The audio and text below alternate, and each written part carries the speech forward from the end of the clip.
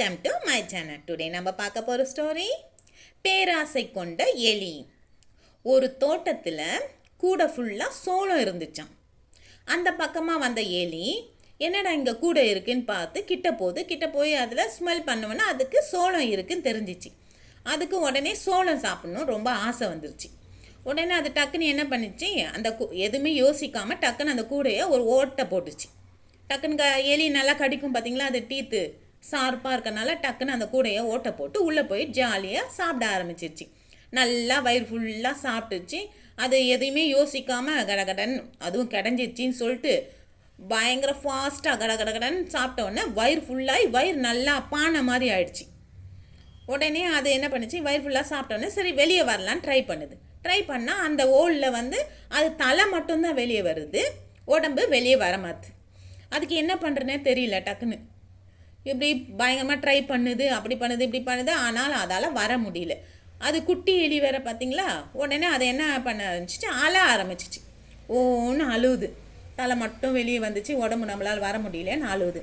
அந்த பக்கமாக வந்த முயல் இதை பார்த்துட்டு ஏன் நீ அழுகுறன்னு கேட்குது. இது மாதிரி நான் சோளம் சாப்பிட்டேன், இப்போ என்னால் வெளியே வர முடியலன்னு சொல்லுது.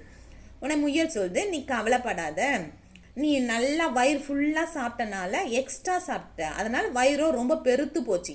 நீ கொஞ்ச நேரம் சாப்பிடாம இரு, அது நம்ம கூட நிறையா சாப்பிட்டா வயிறு ஃபுல்லாயிரும். அதுக்கப்புறம் சாப்பிடாம இருந்தால் என்ன ஆகும், டைஜஸ்ட் ஆனோடனே அந்த வயிறு கொஞ்சம் ஒல்லியாயிரும். அப்போ நீ வெளியே வந்துரு அப்படின்னு சொல்லுது முயல். சரின்னு சொல்லிட்டு அதுவும் வெயிட் பண்ணி பார்த்தோன்னே அப்புறம் அதுக்கும் வயிறும் ஒல்லி ஆயிடுது கொஞ்ச நேரத்தில். உடனே அது வெளியே வராமல் என்ன பண்ணுச்சு, இது இந்த எலி பேராசை பிடிச்ச எலி, வேணும்னு நினைக்கிற எலி, போதும்னு நினைக்காம இன்னும் வேணும்னு நினைக்கிற எலி. அப்படி இருக்கக்கூடாதுல்ல. போதும் என்ற மனமே பொன் செய்யும் மருந்து. அந்த எலிக்கு அது தெரியல. என்ன பண்ணிச்சு, அது வயிறு ஒழியாமல் மறுபடியும் சாப்பிட ஆரம்பிச்சிச்சு. நல்லா வயிறு முட்டை சாப்பிட்டு அது இன்னும் பெருத்து போச்சு. அதால் சுத்தமாக வெளியே அசைக்க கூட முடியல, தலை கூட வெளியே வர முடியாது, அந்த அளவுக்கு ஆயிடுச்சு. அப்புறம் என்ன ஆயிடுச்சு, இதுக்கு என்ன பண்ணுறதுனே தெரியல. உடனே அந்த பக்கமாக வந்த பூனை என்னடா அந்த பக்கம் சவுண்டு கேட்டுட்ருக்கேன்னு சொல்லிட்டு முயல் ஹெல்ப் பண்ணிச்சு, ஐடியா கொடுத்துச்சு. பட் பூனை வந்தால் என்ன பண்ணும், எலியை பிடிச்சி சாப்பிட்றோம்ல. உடனே பூனை என்ன பண்ணுது, அந்த கூடையை திறந்து உள்ளே இருக்க எலியை பிடிச்சி அக்குன்னு கடிச்சு சாப்பிட்டுச்சு, கொண்டு போட்டுச்சு. அதுதான் என்னன்னா, நம்மளுக்கு அப்போமே அது போதும்னு சொல்லிட்டு ஃபஸ்ட் டைம் கொஞ்சமாக சாப்பிட்டு வந்திருந்தா அது தப்பிச்சிருக்கலாம். அல்லது இல்லைன்னா அந்த முயல் சொல்லும்போதாவது திருந்தி வந்திருக்கலாம். அதுவும் இல்லை, இதுவும் இல்லாமல் என்ன பண்ணுச்சு, இன்னும் வேணும் சொல்லிட்டு பேராசையாக இருந்தனால அது உயிரே போயிடுச்சு. அதனால தான் நம்ம என்னைக்கும் பேராசை பிடிக்கக்கூடாது, ஓகேவா. பேராசை பெரும் நஷ்டம். இந்த எலி இன்னும் அறிவாக இருந்தாலும் பரவாயில்ல, இதுக்கு சின்ன ஹோல் போட்ட எலியால் பெரிய ஹோலும் போட முடியும். பட் ஏன்னா அது வயிறு ஃபுல்லாக இருந்தனால அதுக்கு மூளை வேலை செய்யலை. அதனால தான் எல்லாருமே வயிறு முட்டை சாப்பிடக்கூடாது, எப்பவுமே அளவாக சாப்பிட்டா தான் அறிவாக இருக்க முடியும். ஓகே குட்டீஸ், நீங்கள் எப்படி சாப்பிடுவீங்க, எப்பவும் அளவாக சாப்பிடணும், பசி எடுத்தால் சாப்பிடணும், அளவாக சாப்பிடணும், ஆரோக்கியமான உணவை சாப்பிடணும். ஓகே குட்டீஸ், நீங்களும் என்ன பண்ணுவீங்க, அதிகமாக சாப்பிட்டுட்டு சோம்பேறியாக திரியக்கூடாது, நமக்கு வேண்டிய அளவு சாப்பிடணும், ஓகேவா. சின்ன பசங்களுக்கு மட்டும் இல்லை, இது பெரியவங்களுக்கும் நம்ம அளவோடு சாப்பிட்டா ஆரோக்கியமாக இருக்கலாம், ஓகேவா. இந்த சுண்டலி மாதிரி பேராசை பிடிச்சி இருக்கவும் கூடாது. நீதி பேராசை பெரும் நஷ்டம், ஓகேவா.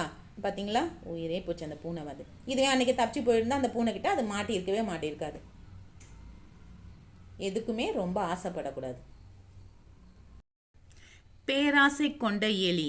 Out to read. எலி ஒன்று ஒரு கூடை நிறைய சோளம் இருப்பதை கண்டு அதை உண்ண விரும்பியது. உடனே அந்த கூடையில்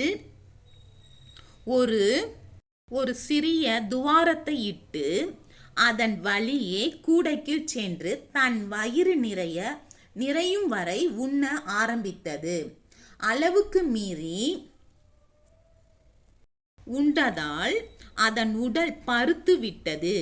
மிகவும் சந்தோஷம் அடைந்த எலி அதே துவாரம் வழியே வெளியே வர முயற்சித்தது. ஆனால் இப்போது அதன் உடல் பருத்து விட்டதால் அதனால் வெளியே வர இயலவில்லை. எலி அழ ஆரம்பித்தது.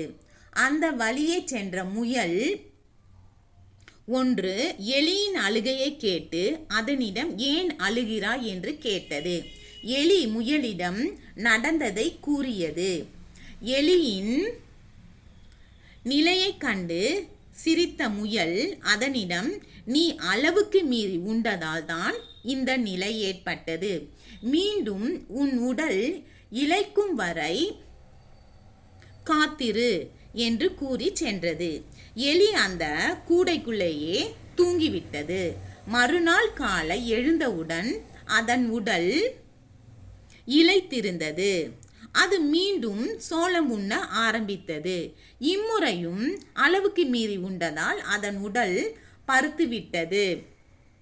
மறுநாள் கூடையை விட்டு வெளியே வரலாம் என்று எண்ணியது.